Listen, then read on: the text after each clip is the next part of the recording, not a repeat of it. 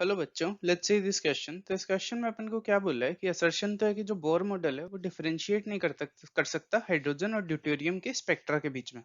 और इसका रीजन है कि बोर मॉडल कंसिडर करता है न्यूक्लियस को एक infinitely massive mass in comparison to the orbiting electrons. तो ये क्वेश्चन करने में जो की कॉन्सेप्ट यूज होगा वो हो जाएगा बोर्स मॉडल।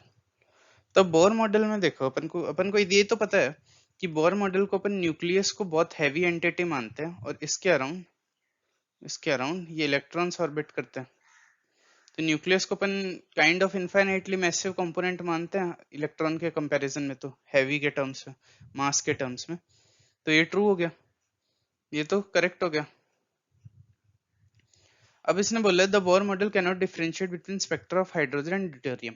तो हाइड्रोजन और ड्यूटेरियम क्या होता है? हाइड्रोजन तो होता है 1h1 और ड्यूटेरियम में एक और एक्स्ट्रा न्यूट्रॉन आ जाता है, तो उसकी वजह से वो होता है 2h1। तो जो बोर मॉडल है वो इन दोनों के बीच में डिफरेंशिएट नहीं कर पाता, क्योंकि इसमें भी एक प्रोटॉन है, इसमें भी एक प्रोटॉन है। तो बोर मॉडल के हिसाब से तो ये दोनों सेम ही होते हैं, लेकिन इन दोनों के स्पेक्ट्रा अलग अलग होंगे क्योंकि इनका मास अलग अलग है।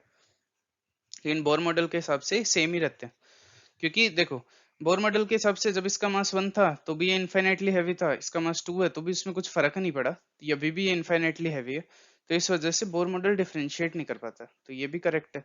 और ये रीजन एक्सप्लेन भी कर रहा है असर्शन को, क्योंकि बोर मॉडल इनफाइनाइटली हैवी मानता है न्यूक्लियस को, तो उसमें अगर कुछ ऐड करोगे तो वो उसमें डिफरेंस नहीं देख पाता। तो ये करेक्ट है, रीजन असर्शन को सही से एक्सप्लेन कर रहा है।